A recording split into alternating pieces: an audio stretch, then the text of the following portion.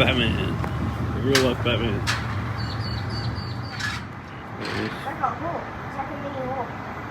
I don't know what he is. Look at his tail. Yeah, that's cool, eh?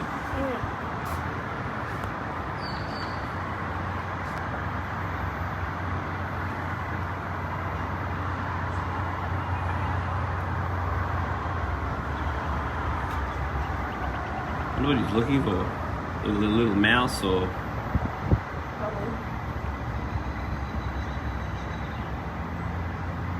baby cat.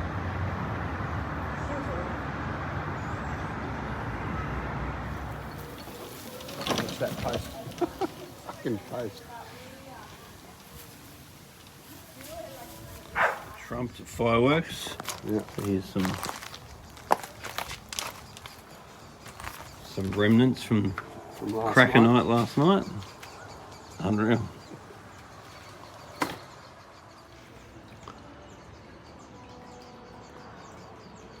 Loving it.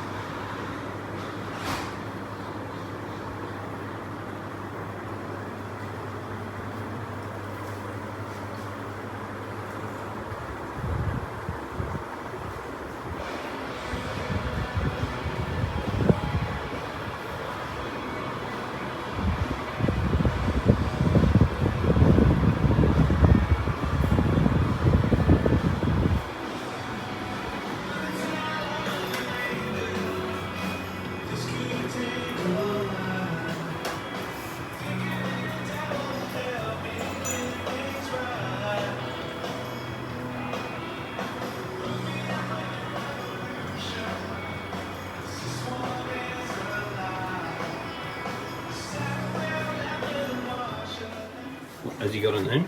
Nikki. Nikki or Mickey? Nikki. Nikki. So it's a she. No, it's a boy, but Oh, it's a boy. yeah, my son named him so. Yeah, they get super friendly. Yeah. But apparently the most poisonous stingray is the blue spot. Oh, you wouldn't want to get spined. And you know what to do if you ever do get spined? Vinegar, is it? Nope. Hot water. Hot water. So if you ever get spined, you go and run the tap, and you put it under the tap. So now you're not worried about the sting, you're only worried about the hot water. Hot water. So And then the hot water breaks down the neurotoxin. Yeah, in nature, everything that's spotted or striped. Yeah, Beware. poison. Yeah, you wouldn't want to get stung by this fella.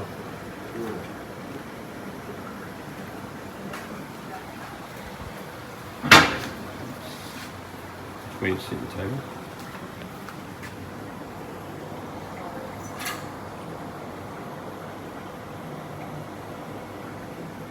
Particularly with stingrays or sharks, it's really important that on a really regular basis you need to clean out the inside of your skimmer. So that inside there, you want to just get a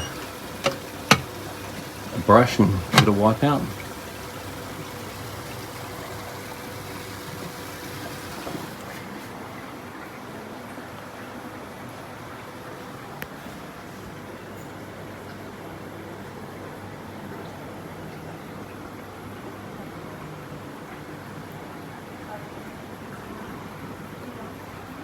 It's also very good to have a nice big UV sterilizer if you've got a stingray, because there's various blood parasites that they're susceptible to. So that's a timer, and that comes on for 10 minutes a day, and then that 10 minutes morning and night. 10 minutes morning and 10 minutes night. Because it loses about 10 litres. 10 litres of Evaporation. evaporation each day. So this tank evaporates 10 litres a day, and that's where the water from the RO goes into the tank. So 2 lots of 10 minutes a day will give 10 litres to make sure that this tank is getting topped up, because evaporation is unbelievable.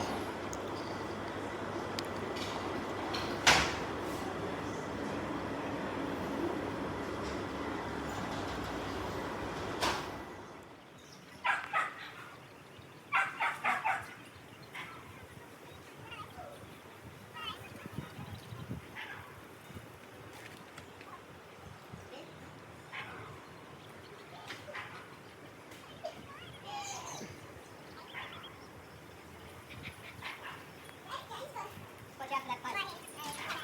You go over that reef.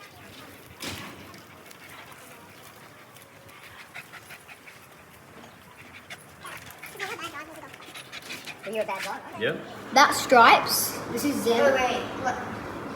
Matt, you pussy. Here he is. There he is. He's just popping his head out now.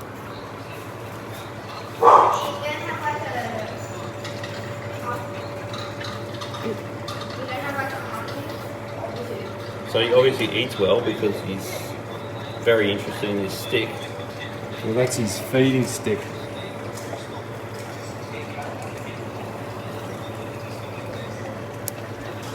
I mean, if he wanted to, he could eat quite a few other fish in this tank.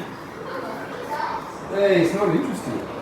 A vegetarian piece. Vegetarian moray eel, but they're like the calmest sort of eel you can get.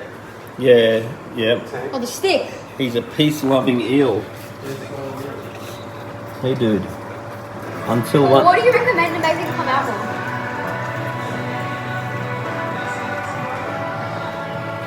Peer pressure. Just try telling him he's a wimp.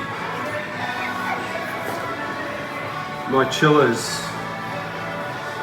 And then I've got my dosing. You got to make sure you leave the door open when it's on. Yeah, no, when it's on, yeah. Because otherwise it'll just release hot air and then Yeah, and I've got a fan in there, if you look down. to suck air out. So that, to push air over the top of the water in the filter. Yep, yep. So it cools it If you down. could put some vents in this door. No, what I do, Oh, I leave it open like that. that's way better. Yeah, so I open the other side. You know you can turn around that vent at the top that's aiming that way?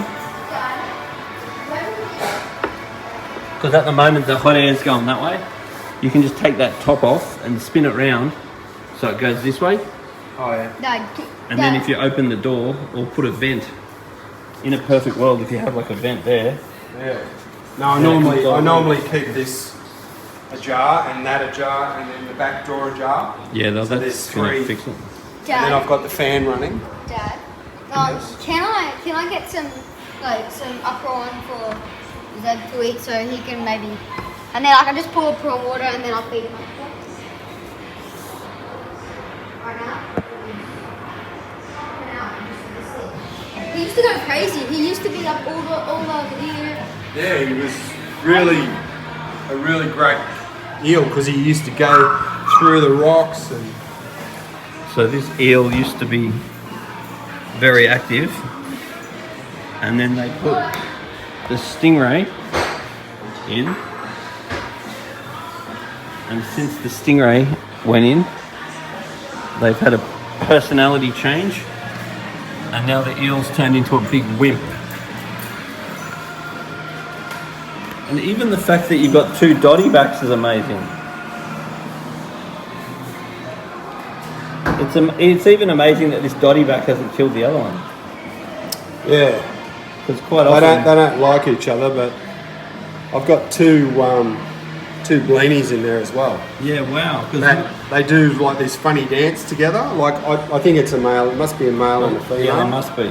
Because they do this funny dance when they see each other. Because often the blennies fight, and Do often, yeah, they do. Yeah, they just do this weird dance. So you must. Would you like a drink or something?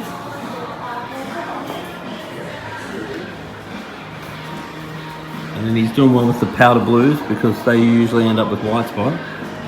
Just got to keep an eye on this purple because he's got something funny going on down there. There's something funny going on with his Stomach. anal area.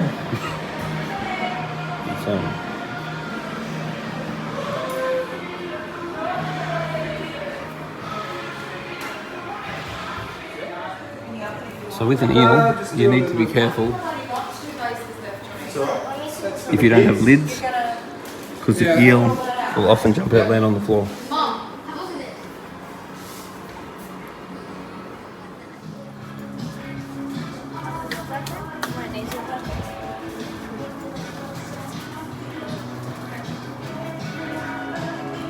So I filmed this tank before, and it looks completely different now.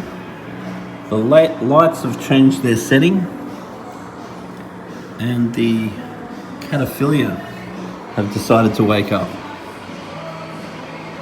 They're so beautiful, but of course this video isn't showing up their beautiful purple tips and bright green flesh.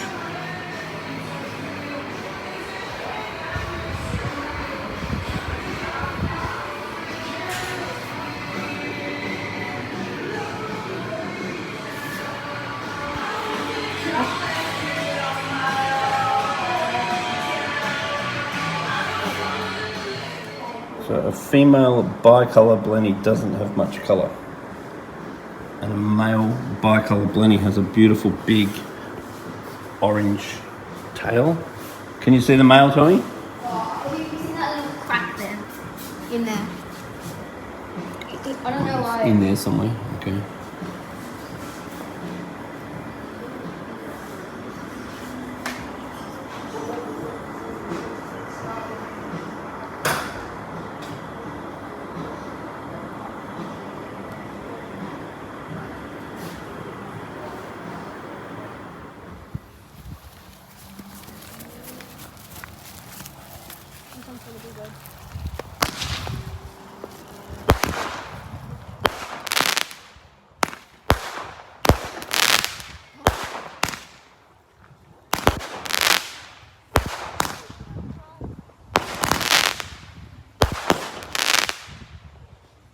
It's most fun when they fall over, eh, Tommy?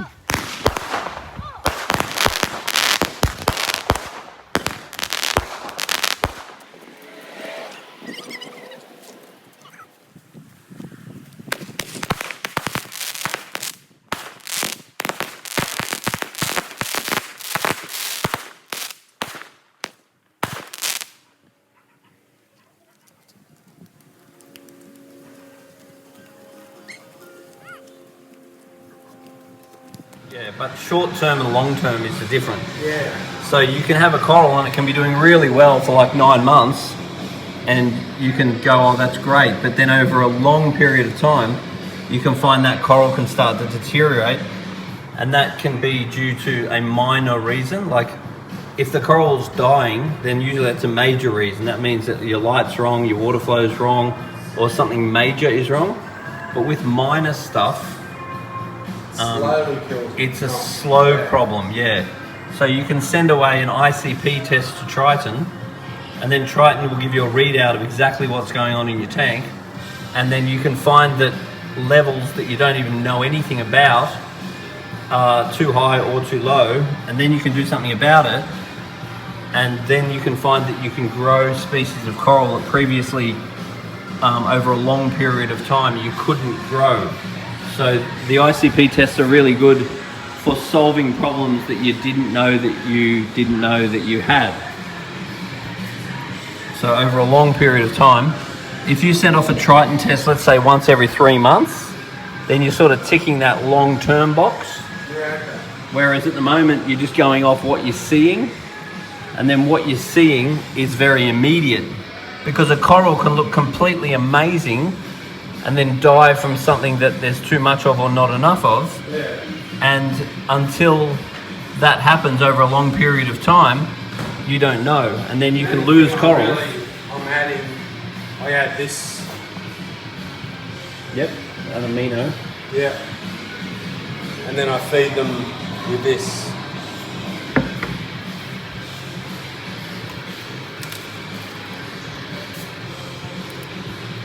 Just mix that in with tank water and throw it in. It's just like power. Yeah, we can do that. How?